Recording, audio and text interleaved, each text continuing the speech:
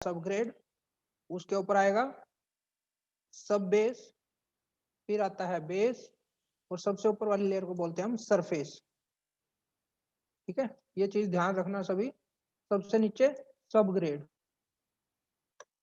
सबसे नीचे सब ग्रेड, फिर आता है सब बेस, फिर आता है बेस, और फिर आता है वेयरिंग कोर्स बोलो आप इसको, या फिर सरफेस कोर्स। ठीक है, तो हमने इसके बारे में पढ़ लिया था, अब हम पढ़ेंगे सब बेस के बारे में। और सब बेस कोर्स हमारा जरूरी नहीं है कि फ्लेक्सिबल में भी आए और रिजिड में भी आए। जब हमने इसका क्रॉस सेक्शन पढ़ा तो हमने देखा था कि जो रिजिड पेमेंट होती है उसमें जनरली 3 ही लेयर आती हैं, सब ग्रेड, उसके ऊपर आती है बेस, और फिर आती है सरफेस, या इसको बोल सकते हैं हम सीसी, कंक्रीट सीमेंट स्लैब। तो उसमें सिर्फ 3 लेयर आती हैं, और फ्लेक्सिबल में हमारी 4 लेयर होती है। तो जो अभी हम पढ़ने वाले हैं सब बेस कोर्स, यही कोर्स हमारा रिजिड पेमेंट में मिसिंग होता है। ठीक है, चलो इसी के बारे में पढ़ते हैं अब हम।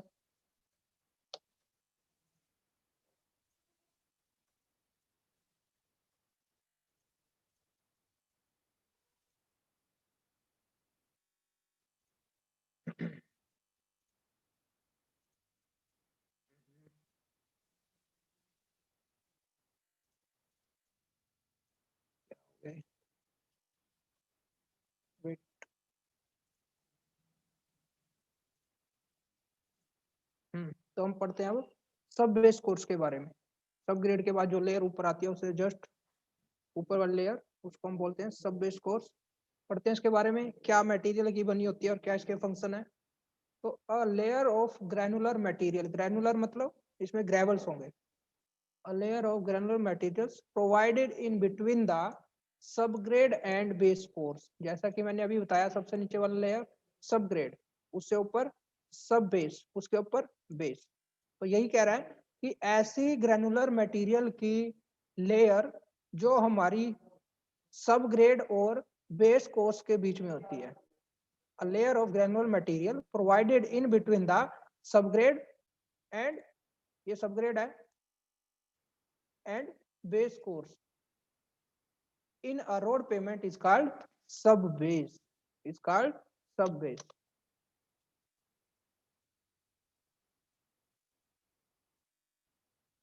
It is provided as an additional layer which it is provided as an additional layer when subgrade is of poor quality. अब मैंने जैसे कि अभी बताया था आपको, रिजिड में हम इसको नहीं डालते लेकिन फ्लेक्सिबल में डालते हैं। और कब डालेंगे, जब हमारा सब ग्रेड, जो नीचे वाली जो जमीन है जहां जिसको हमने प्रिपेयर किया है सब ग्रेड को, अगर वो पुअर क्वालिटी का है तो वहां पर हम क्या डालते हैं, सब बेस कोर्स डालते हैं। सब बेस बना किसका होता है, ग्रैनुलर मटेरियल्स का, ग्रेवल्स का, बड़े बड़े पत्थरों का।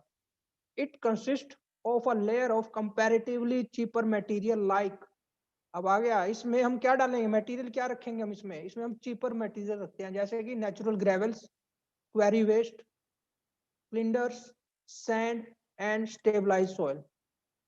ठीक है, तो ये जो चीप मटेरियल होता है हमारा, वो हम यूज कर लेते हैं किसमें, सब बेस कोर्स में। फॉर सीमेंट कंक्रीट रोड, अब आगे रिजिड पेमेंट की बात, उसमें ये लेयर होगी कि नहीं होगी, होगी तो कैसी होगी। फॉर सीमेंट कंक्रीट रोड सब base layer is not provided, it is usually needed for flexible pavements build on fine grained soil।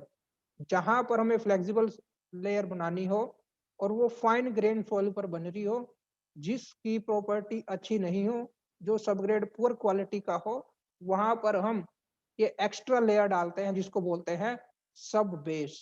Extra तो डाल रहे हैं लेकिन उसमें फिर हम क्या करते हैं, चलो एक्स्ट्रा लेयर तो डालनी पड़ेगी लेकिन इसको हम ज्यादा कॉस्टली ना हो जाए हमारा प्रोजेक्ट, तो उसमें हम मटेरियल जो यूज करते हैं वो चीपर क्वालिटी का करते हैं। फंक्शन क्या होंगे इसके, क्या करेगा ये, एक तो बियरिंग कैपेसिटी बढ़ा देगा, जैसे कि अभी हमने पढ़ा फाइन ग्रेन सोइल पर हम इसको बनाते हैं तो बियरिंग कैपेसिटी कम है। ठीक है, तो वहां पर हम क्या कर देंगे, ये लेयर डाल देंगे जिससे क्या हो जाएगी, इसकी बेयरिंग कैपेसिटी बढ़ जाएगी। बेयरिंग कैपेसिटी क्या होता है कि कईयों को समझ नहीं आ रहा होगा, वजन सहन, लोड सहन करने की क्षमता। ठीक है, मतलब वो सोयल है, उस पर जो लोड आएगा उसको वो सहन कर पा रही है कि नहीं कर पा रही। जो लोड आने से वो इस तरह से सेटल तो नहीं हो जा रही, वहां पे गड्ढा तो नहीं हो गया, वो उसके अंदर जमीन के अंदर धस तो नहीं गई। तो वही होती है इसकी बेरिंग कैपेसिटी, लोड सहन करने की क्षमता। ठीक है, आगे क्या कह रहा है?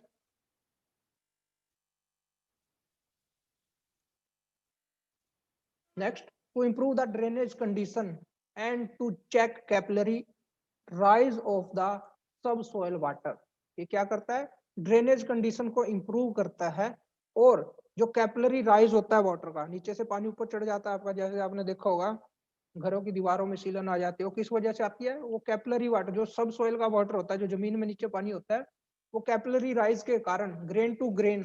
कैपिलरी राइज क्या होता है? क्योंकि जो हमारे जिस भी चीज से हमारी वॉल बनी है या नीचे का जो फाउंडेशन है, वहां पर जो भी हमारा मटेरियल है उससे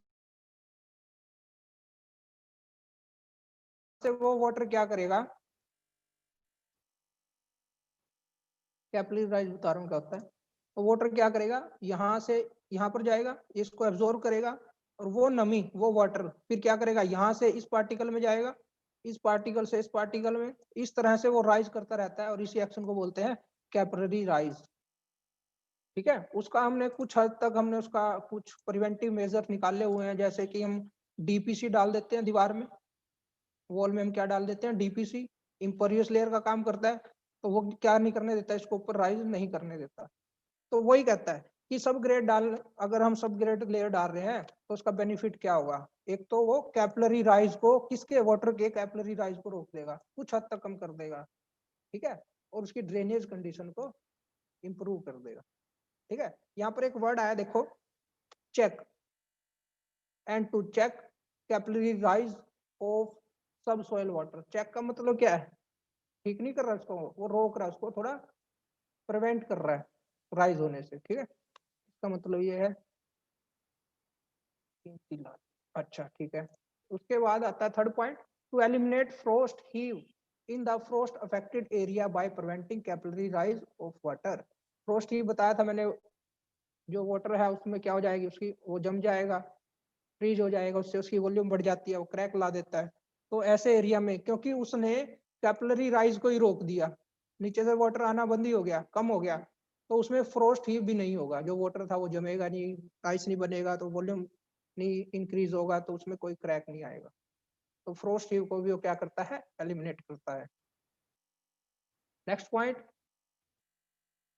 to act as a filler material and increase the thickness of the pavement at a low cost. एक फिलर मटेरियल का काम करता है, क्योंकि हमें उसकी थिकनेस बढ़ानी है। तो थिकनेस कैसे बढ़ेगी? बताया था थिकनेस क्यों बढ़ाते हैं हम?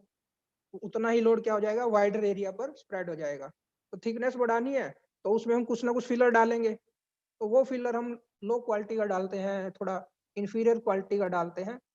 तो इंफीरियर क्वालिटी का मटेरियल डाल के उसकी थिकनेस हम बढ़ा देंगे, तो ये एज अ फिलर मटेरियल भी काम करता है। तो ये था आपका सब base course.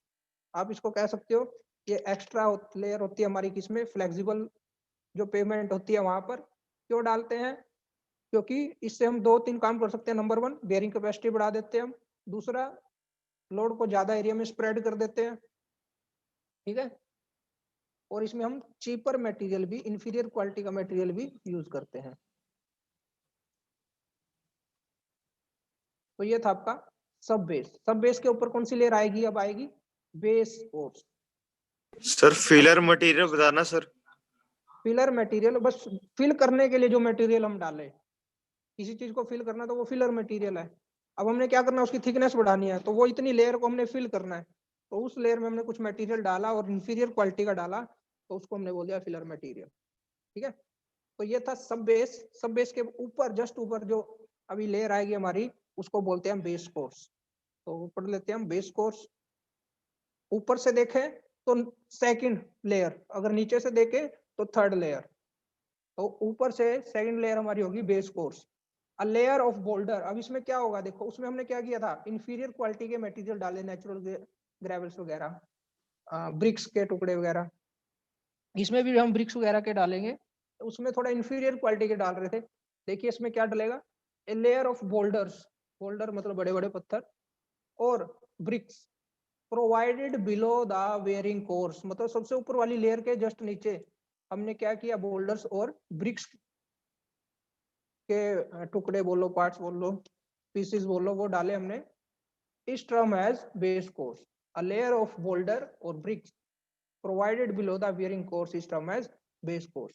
This layer is the major component of road pavement and is provided over the subbase course and immediately above the good quality subgrade layer in the absence of subbase course. अब देखो क्या कह रहा है, ये जो layer है ना हमारी, ये काफी इंपॉर्टेंट लेयर है, ठीक है। इसको हम डायरेक्टली सब ग्रेड के ऊपर भी डाल सकते हैं। इसको हम कहाँ डाल सकते हैं, सब ग्रेड के जस्ट ऊपर, जब हमारी सब ग्रेड अच्छी क्वालिटी की हो। अगर अच्छी क्वालिटी का सब ग्रेड नहीं है तो हमें क्या डालना पड़ेगा, सब बेस डालना पड़ेगा पहले, और फिर उसके ऊपर हम, अरे कौन है ये,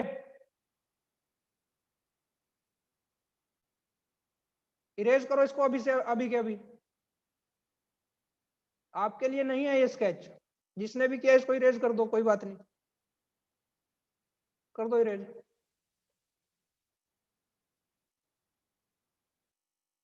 इरेज कर दो जिसने भी किया है, वरना रिकॉर्ड आ जाता है इस चीज का, किसने स्केच चलाया, किसने ऑडियो किया, किसने क्या किया। सर एक 42 रोल नंबर के नाम से आया था सर, मेरे नाम से क्लोन। सर उसने वो ड्रॉ करके भाग गया। 42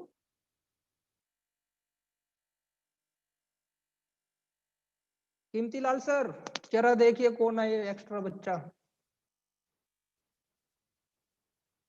सर वो लीव कर गया सर, ड्रॉ करके लीव कर गया सर, मेरे नाम से आया था क्लोन। आपके नाम से कैसे आ गया, रोल नंबर नहीं डाला था उसने। सर रोल नंबर 42 लिखा था सर उसने। 42।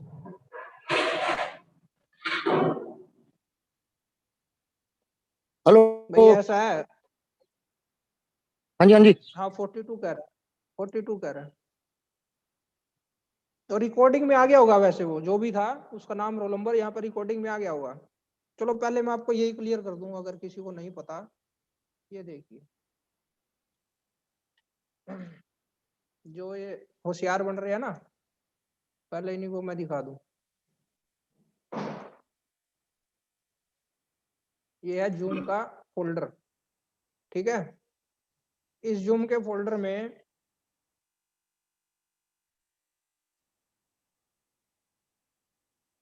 एक एक मिनट दो, हाँ पता तो लग जाता है, देखो।